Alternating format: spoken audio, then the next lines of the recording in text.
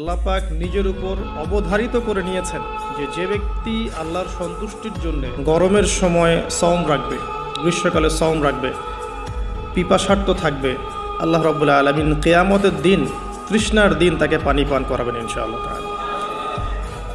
এরপর একটা হাদিস আছে যেটা হচ্ছে জান্নাতের দরজার ওয়াদা। রাসূলুল্লাহ সাল্লাল্লাহু আলাইহি ওয়াসাল্লাম ইরশাদ করেছেন, জান্নাতে একটা স্পেশাল দরজা আছে যার নাম রাইয়ান। কিয়ামতের দিন শুধুমাত্র এই দরজা দিয়ে রোজাদারদেরকেই প্রবেশ করানো হবে। যখন তারা প্রবেশ করবে এই দরজা বন্ধ করে দেওয়া হবে, তাদের পরবর্তীতে এই দরজা দিয়ে কেউ প্রবেশ করতে পারবে না। হাদিসটা সহিহ বুখারীর মধ্যে এসেছে, মুসলিমে এসেছে 1152 নম্বর হাদিস। আরও কিছু হাদিস আমরা পড়ে সামনে যাচ্ছি। নবী করিম সাল্লাল্লাহু আলাইহি ওয়াসাল্লাম ইরশাদ করেছেন যে সওম এবং কোরআন, আমি আবারও বলছি, রমাদান মাসে কোরআন নাজিল হয়েছে। আর এই হাদিসেও এসেছে সওম এবং কোরআন কিয়ামতের দিন বান্দার পক্ষে সুপারিশ করবে। সওম বলবে, ইয়া রব, হে আমার রব, আমি তাকে খাবার এবং যৌন প্রবৃত্তি থেকে বিরত রেখেছিলাম, অতএব তার ব্যাপারে আমার সুপারিশ কবুল করুন। কোরআন বলবে, হে আল্লাহ, আমি তাকে রাতের বেলা ঘুম থেকে বিরত রেখেছি, সে রাত জেগে আমাকে তেলাওয়াত করেছে, মানে কিয়ামুল লাইল এবং তাহাজ্জুদ এবং তারাবির সালাতে তেলাওয়াত করেছে। হে আল্লাহ, আপনি তার পক্ষে আমার সুপারিশ কবুল করুন। রাসূলুল্লাহ সাল্লাল্লাহু আলাইহি সাল্লাম বলছেন, তাদের উভয়ের সুপারিশই কবুল করা হবে ইনশাআল্লাহ তাআলা। হাদিসটা মুস্তাদরাক হাকিমে এসেছে 2080 নম্বর হাদিস। আরেকটা বিখ্যাত হাদিস যেটা আপনারা সবাই জানেন, যে মান সামা রমাদান ঈমানান ওয়া ইহতিসাবান গুফিরা লাহু মা তাকাদ্দামা মিন যামবিহি। যে ব্যক্তি ঈমানের সাথে সওয়াবের আশায় রমাদান মাসের সবগুলো সওম রাখবে, ঈমানের সাথে সওয়াবের আশায় রমাদান মাসের সবগুলো সওম রাখবে, রাসূল সাল্লাল্লাহু আলাইহি ওয়াসাল্লাম বলেছেন, গুফিরা লাহু মা তাকাদ্দামা মিন যামবিহি, তার পূর্বের জীবনের সমস্ত গুনাহ আল্লাহ পাক মাফ করে দেবেন ইনশাআল্লাহ। অন্য হাদিসে এসেছে, যে ব্যক্তি রমাদান মাসে সওম রাখবে দিনের বেলা এবং রাতের বেলা কিয়ামুল লাইল করবে বা তারাবির নামাজ পড়বে বা তাহাজ্জুদ আদায় করবে, গুফিরা লাহু মা তাকাদ্দামা মিন যামবিহি, তার পূর্বের সমস্ত গুনাহ আল্লাহ পাক মাফ করে দেবেন। রোজাদারের আনন্দের মুহূর্ত সম্পর্কে হাদিসে এসেছে যে আবু হুরায়রা রাদিয়াল্লাহু আনহু থেকে বর্ণিত আছে, নবী করিম সাল্লাল্লাহু আলাইহি ওয়াসাল্লাম বলেছেন যে রোজাদারের জন্য দুটা আনন্দের মুহূর্ত আছে যখন সে আনন্দিত হবে। তার প্রথমটা হচ্ছে যখন সে ইফতার করে, এবং দ্বিতীয়টা হচ্ছে যখন সে তার রবের সাথে সাক্ষাৎ করবে, মিলিত হবে। এই দুটো সময়ে আল্লাহ রাব্বুল আলামিন তাকে আনন্দিত করে দিবেন ইনশাআল্লাহ তাআলা। অন্য বর্ণনা এসেছে যে যখন সে আল্লাহর সাথে মিলিত হবে বা আল্লাহর সাথে সাক্ষাৎ করবে কিয়ামতের দিন, আল্লাহ পাক তাকে এত পুরস্কার দিবেন যাতে সে আনন্দিত হয়ে যাবে ইনশাআল্লাহ আযজা ওয়া জাল্লা। হাদিসটা বুখারীতে এসেছে 1904 নম্বর হাদিসে। আরেকটা হাদিস কোট করেছি আমি, সেটা হচ্ছে হযরত আব্দুল্লাহ বিন আমর রাদিয়াল্লাহু আনহু থেকে বর্ণিত আছে, রাসূলুল্লাহ সাল্লাল্লাহু আলাইহি ওয়াসাল্লাম ইরশাদ করেছেন যে ইফতার করার সময় যখন সায়েম ব্যক্তি ইফতার করবে, ইফতার করার সময় সে যেন দোয়া করে, ইফতার করার সময় সে যেন দোয়া করে, কারণ তখনকার দোয়া ফেরত দেওয়া হয় না, অর্থাৎ দোয়া কবুল হবে রোজাদারের ইনশাআল্লাহ আযজা ওয়া জাল্লা। আর এই হাদিসটা আমি এবারই প্রথম পেয়েছি, আগে আমি এই টপিক নিয়ে কথা বলার সময় হাদিসটা কোট করিনি কখনো। আমার কাছে মনে হলো যে হাদিসটা শেয়ার করা দরকার। হাদিসটা এসেছে মুসনাদ আহমদের মধ্যে 23070 নম্বর হাদিস, যে হযরত আব্দুল্লাহ ইবনে আব্বাস রাদিয়াল্লাহু আনহু থেকে বর্ণিত আছে, রাসূলুল্লাহ সাল্লাল্লাহু আলাইহি ওয়াসাল্লাম ইরশাদ করেছেন যে মাসের 3টা সওম, এক মাসের 3টা সওম আমরা যেটা রাখি, মাসিক 3টা সওম আইয়ামে বীজের, এবং বছরের এক মাসের সওম অর্থাৎ রমাদান মাসের সওম, এই দুটো কাজ মানুষের অন্তরের রোগ, মনের যে রোগগুলো আছে, স্পেশালি এখানে লেখা আছে মনের রোগের মধ্যে স্পেশালি হিংসা বিদ্বেষ দূর করে দেয়, যেটা এখনকার জেনারেশনের জন্য খুব বেশি ইম্পর্টেন্ট। কারণ আমরা এই বিষয়টাই দেখি, শয়তান যেন হিংসা বিদ্বেষ মুসলিমদের কাছেই বিক্রি করেছে, ব্যাপারটা এখন এমনটাই দেখা যাচ্ছে। আল্লাহ পাক আমাদেরকে বোঝার তৌফিক দান করুন, আমিন। এবং সবশেষে আবু উমামা রাদিয়াল্লাহু আনহু থেকে বর্ণিত আছে যে তিনি বলছেন যে আমি রাসূল সাল্লাল্লাহু আলাইহি ওয়াসাল্লামকে গিয়ে বললাম যে ইয়া রাসূলুল্লাহ সাল্লাল্লাহু আলাইহি ওয়াসাল্লাম, আমাকে এমন একটা কাজের কথা বলে দিন যেই কাজটা করলে আমি নাজাত পেয়ে যাব বা আমি জান্নাতে চলে যাব ইনশাআল্লাহ, আমি পুরস্কার পাবো ইনশাআল্লাহ, জাহান্নাম থেকে বাঁচব। নবী করিম সাল্লাল্লাহু আলাইহি ওয়াসাল্লাম বললেন, তুমি সওম রাখো, কেননা এর চেয়ে তুলনীয় কোনো আমল নেই। তিনি বলছেন, আমি আবারও জিজ্ঞাসা করলাম, আর কি করবো ইয়া রাসূলুল্লাহ? তিনি বললেন, তুমি সাওম রাখো, এর সমতুল্য কিছু নেই। তিনি বলছেন, আমি আবারও বললাম ইয়া রাসূলুল্লাহ, এরপর আমি কি করব? তিনি বলছেন, তুমি সাওম রাখো, এর সমতুল্য কোনো আমল নেই। আল্লাহ পাক আমাদেরকে হাদিসগুলো বোঝার তৌফিক দান করুন, আমিন। এই হাদিসগুলো আপনারা আগেও শুনেছেন, তবে আমি ফজিলত থেকে শুরু করলাম এই কারণে যে আমরা এগুলোর সামারি যদি মাথায় নেই, তাহলে বিষয়টা এমন দাঁড়াচ্ছে যে রমাদান মাস কোরআন নাজিলের মাস, যে মাসটা মুসলিমদেরকে তাকওয়া দিবে, শক্তি দিবে, ঈমানের শক্তি, যার ফলশ্রুতিতে মুসলিমরা ইনশাআল্লাহ আল্লাহ পাকের জমিনে আল্লাহ পাকের দিনটা প্রতিষ্ঠা করতে পারবে, নিজের ব্যক্তি জীবনে পারবে, পরিবারে পারবে, আস্তে আস্তে সমাজে আল্লাহ পাক সামর্থ্য দিলে আরও বড় পরিসরে। এর জন্য যে তাকওয়ার দরকার, যে শক্তির দরকার এবং যে কিতাবের দরকার, তিনটা বিষয় রমাদান মাসের সাথে সম্পৃক্ত। এর ফজিলত সম্পর্কে আমরা জানলাম যে আমরা যদি আল্লাহর সন্তুষ্টির জন্য এই পুরো মাস সাওম রাখি ঈমানের সাথে, আল্লাহ পাক পূর্বের সমস্ত গুনাহ মাফ করে দিবেন। আমরা জানলাম রোজাদারের মুখের গন্ধ আল্লাহর কাছে মিশক আম্বরের চেয়ে বেশি প্রিয়। আমরা জেনেছি এই মাসে কোরআন নাজিল হয়েছে। আমরা জেনেছি রোজাদারদেরকে রাইয়ান নামক দরজায় প্রবেশ করানো হবে। নবী করিম সাল্লাল্লাহু আলাইহি ওয়াসাল্লাম স্পেশালি নসিহত করছেন, তুমি সাওম রাখো, এর চেয়ে সমতুল্য কোনো আমল নেই। এটা আমাদের হিংসা বিদ্বেষও দূর করবে। এরকম অসীম ফজিলতপূর্ণ এই মাসে কিভাবে আমরা এটাকে ইফেক্টিভ রমাদান হিসেবে কাটাতে পারি, এটাই চ্যালেঞ্জ। এবং আমার টপিকটা এটাই। আমি এতক্ষণ যে কথাগুলো বলেছি এগুলো শুধু ভূমিকা। আমি মূল জায়গায় এখন যাচ্ছি যে কিভাবে আপনি এবং আমি রমাদান মাসের এই পুরো সময়টাকে ইফেক্টিভলি কাজে লাগাতে পারবো, যাতে করে এই উদ্দেশ্যগুলো অ্যাচিভ করা যায়। উদ্দেশ্যগুলো মাথায় রাখবো। ওই ব্যক্তি হতভাগা যে ব্যক্তি রমাদান মাসকে পেয়েছে কিন্তু গুনাহ মাফ করাতে পারে না, এই হাদিসটা মাথায় রাখবো। আর ফজিলতের হাদিসগুলো মাথায় রাখবো। কিয়ামুল লাইলের ফজিলত, রমাদানের সাওম রাখার ফজিলত, রাইয়ান নামক দরজা, জান্নাতের উঁচু মাকাম, আল্লাহর কাছে সুপারিশ করা, এগুলো মাথায় রাখছি। মূল উদ্দেশ্য হচ্ছে ইফেক্টিভলি রমাদানকে কাটানো, যাতে করে তাকওয়া অবলম্বন করা যায়, তাকওয়া অর্জন করা যায়। অনেকেই শুনেছি তাকওয়া, আল্লাহ ভীতি, আল্লাহর নিষেধকৃত বস্তুগুলো থেকে দূরে থাকা, কিন্তু অর্জন করার মাধ্যমগুলো কি, কোন কোন কাজগুলোর মধ্য দিয়ে অর্জন করা যায়, এটা কিন্তু আমরা খুব একটা আলোচনা করি না। আমরা ইফেক্টিভ রমাদানের প্রথম যে কাজটার কথা লিখেছি, আমি নোট করেছি এখানে মোটামুটিভাবে 20টার কথা। তো আমি স্টার্ট করছি এখান থেকে। ইফেক্টিভ রমাদান শুরু হবে কিন্তু আমাদের আজকে মানে সন্ধ্যার পর থেকে আর কি। আমরা নিশ্চয়ই পশ্চিমা সংস্কৃতির মতো রাত 12টার সময় রাত দিন কাটাই না। আমরা জানি আমাদের রাত এবং দিন শুরু হয় সূর্য ওঠা এবং ডোবার সাথে সম্পৃক্ত। সূর্য ডুবে গেলেই আমরা এখন রমাদানে প্রবেশ করছি।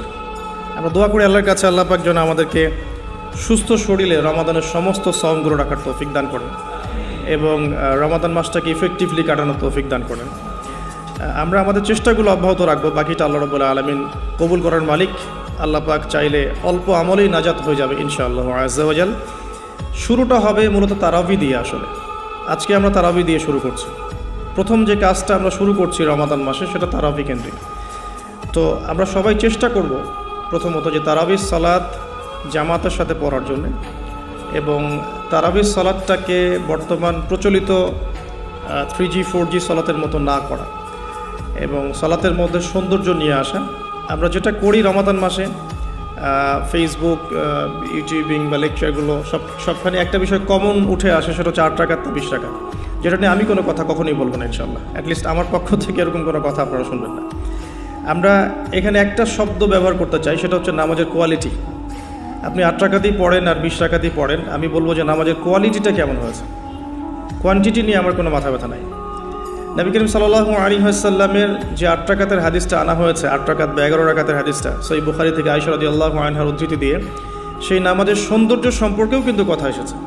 আয়েশা রাদিয়াল্লাহু আনহা বলেছেন, তুমি আমাকে সেই নামাজের সৌন্দর্য সম্পর্কে জিজ্ঞেস করো না। হাদিসের কথাটা কিন্তু এমন ছিল। তুমি আমাকে, রাবিকে আয়েশা রাদিয়াল্লাহু আনহা বলছেন, তুমি আমাকে এই নামাজের সৌন্দর্য সম্পর্কে জিজ্ঞেস করো না। তিনি কিয়াম করলেন, প্রথম রাকাতেই 1 পারা 2 পারা 2.5 পারা কোরআন পড়ে ফেললেন এবং রুকু করলেন। রুকুতে ততক্ষণ থাকলেন যতক্ষণ তিনি কিয়ামে ছিলেন। রুকু থেকে উঠে ততক্ষণ দাঁড়িয়ে থাকলেন যতক্ষণ রুকুতে ছিলেন। সিজদায় গিয়ে ততক্ষণ থাকলেন যতক্ষণ তিনি দাঁড়িয়েছিলেন। তার পা ফুলে যেত। আমরা রাকাত সংখ্যা নিয়ে ঝগড়া করি, কিন্তু তিনি অল্প রাকাত নামাজের যে দলিল, সেখান থেকে আমরা কোয়ালিটি নিয়ে কথা বলি না। আদৌ কি আমরা এভাবে 8 রাকাত নামাজ পড়ছি যেভাবে রাসূলুল্লাহ সাল্লাল্লাহু আলাইহি ওয়াসাল্লাম পড়েছেন? তো রাকাত সংখ্যাটা বড় কথা নয়, বড় কথাটা হচ্ছে যে আমাদের নামাজের কোয়ালিটিটা কতটুকু হচ্ছে, নামাজের ধীর স্থিরতা কতটুকু হচ্ছে, কতটুকু কোরআন তেলাওয়াত করছে, রুকু সিজদা কত লম্বা করছে। আমি জানি এখানে আমরা তার মতো করে করতে পারবো না, এটা আমি জানি, কিন্তু কিছু পরিবর্তন আমরা আনতে পারি। আমি প্র্যাকটিক্যাল সে কথাগুলো বলবো ইনশাআল্লাহ। যেমন নর্মালি আমরা নামাজ দাঁড়িয়ে হয়তো সূরা ফাতিহা পড়ি, সূরা ফাতিহা পড়ার পরে আমরা একটা সূরা মিলিয়ে পড়ি। আমরা রমাদান মাসের সওমে একটা সূরার জায়গায় আরও কয়েকটা সূরা মিলিয়ে পড়তে পারি। আপনার কিয়ামটা কিন্তু লম্বা হবে। হয়তো আপনি হাফেজ নন, কিন্তু আপনি চাইলে কিন্তু কয়েকটা ছোটো ছোটো সূরা একসাথে পড়তে পারেন, যাতে করে আপনার টাইমটা কিন্তু লম্বা হচ্ছে, আপনার কিয়ামটা লম্বা হচ্ছে।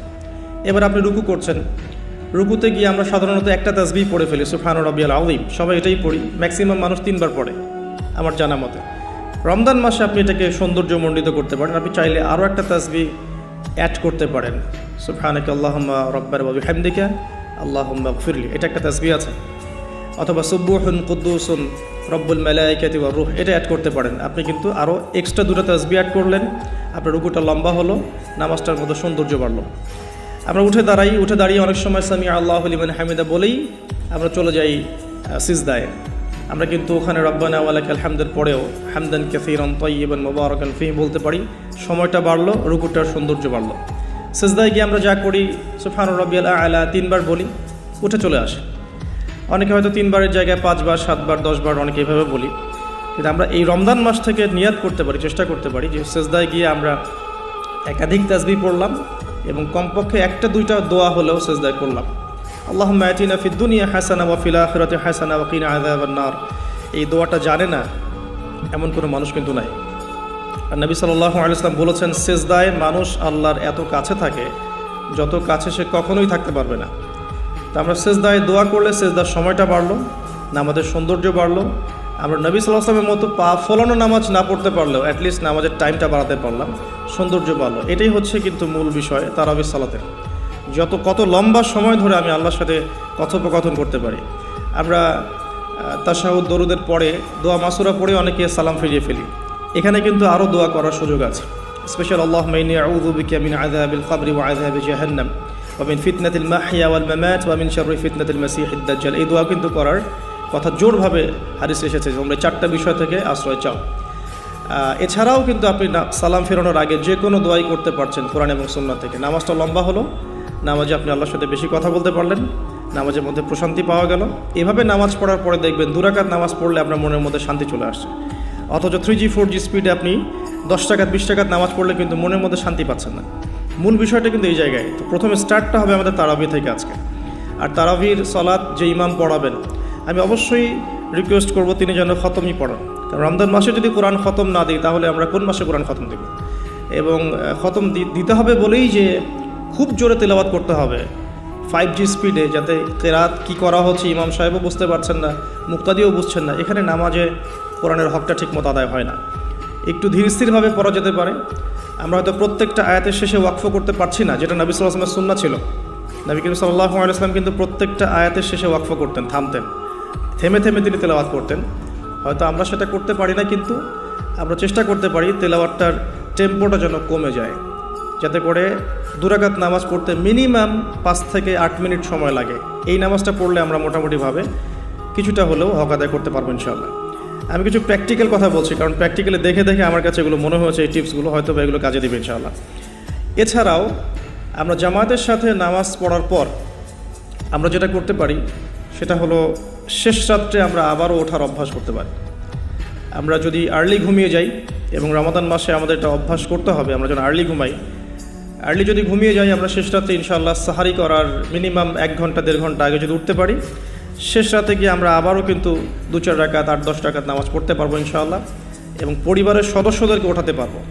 আর এই সময়টা সেই সময় যে সময় আল্লাহ রাব্বুল আলামিন প্রথম আসমানে নেমে আসেন এবং বান্দার জন্য আহ্বান করতে থাকেন, কে আছো আমার কাছে কিছু চাইবে আমি তোমাকে তা দেবো, কে আছো আমাকে ডাকবে আমি তোমার ডাকে সাড়া দেবো, কে আছো আমার কাছে ইস্তেগফার করবে আমি তোমার গুনাহগুলোকে মাফ করে দেব। তো শেষ রাত্রে দোয়া কবুল হয়। দোয়া কবুলের এই সময়টাতে আমরা যেন ঘুমিয়ে না কাটাই, মিনিমাম 1 ঘন্টা আগে আমরা ওঠার চেষ্টা করব শেষ রাত্রে। তাহলে ওই সময়টা আমরা ইনশাআল্লাহ তাআলা ইবাদতে কাটাতে পারবো। আল্লাহ পাক তৌফিক দান করুন, আমিন।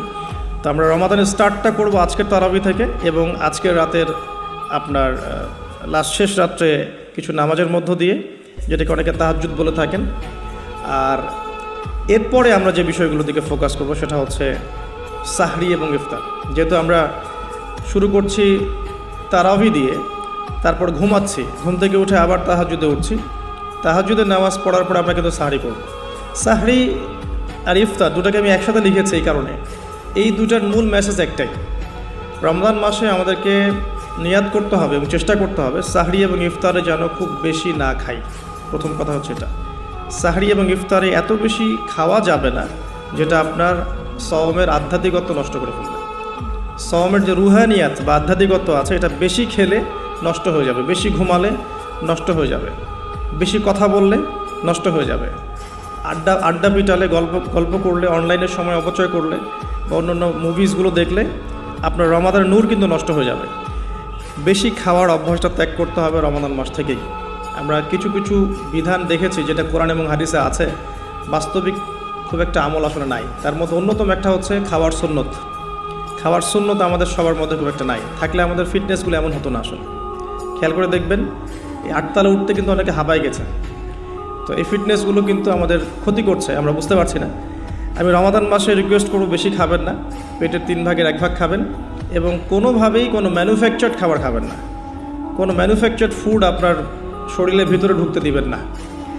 ম্যানুফ্যাকচার্ড বলতে বোঝাচ্ছি মানুষ যেগুলোকে প্রডিউস করে মার্কেটিং করছে, যেগুলোর মধ্যে সাইড ইফেক্ট আছে এবং যেগুলোর মধ্যে মানে পুষ্টি উপাদান কম।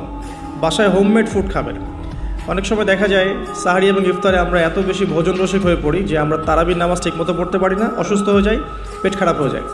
এই জন্য বাসার নর্মাল কমন খাবারগুলো খাবেন এবং এই সিজনে বেশি বেশি মানে জুসি জিনিসগুলো খাওয়ার চেষ্টা করতে হবে স্পেশালি, তাহলে আমরা ফিজিক্যালি ফিট থাকবো ইনশাআল্লাহ। আর শরীর সুস্থ রাখতে হবে এই কারণে যাতে করে আমরা আল্লাহর ইবাদত বেশি বেশি করতে পারি। তো আল্লাহ পাক আমাদের সবাইকে খাবার নিয়ন্ত্রণ করার তৌফিক দান করুন। আর যে ব্যক্তি খাবারকে নিয়ন্ত্রণ করতে পারে না সে কিন্তু প্রবৃত্তিকে নিয়ন্ত্রণ করতে পারবে না। একজনের সামনে অনেকগুলো খাবার এনে দেন, তার খাওয়ার স্টাইলটা দেখে আপনি গেস করতে পারবেন তার ভিতরে প্রবৃত্তি নিয়ন্ত্রণের ক্ষমতা কতটুকু। তার খাবারের স্টাইলটা দেখবেন কীভাবে সে খাচ্ছে, সে কি গোগ্রাসে খাচ্ছে নাকি রিল্যাক্সে খাচ্ছে, খাবার দেখে কি তার মধ্যে মানে লোলুপতা প্রকাশ পাচ্ছে, তাহলে বুঝবেন সে ব্যক্তি প্রবৃত্তিকে নিয়ন্ত্রণ করতে পারবে না। এই বিষয়টা খেয়াল রাখবেন।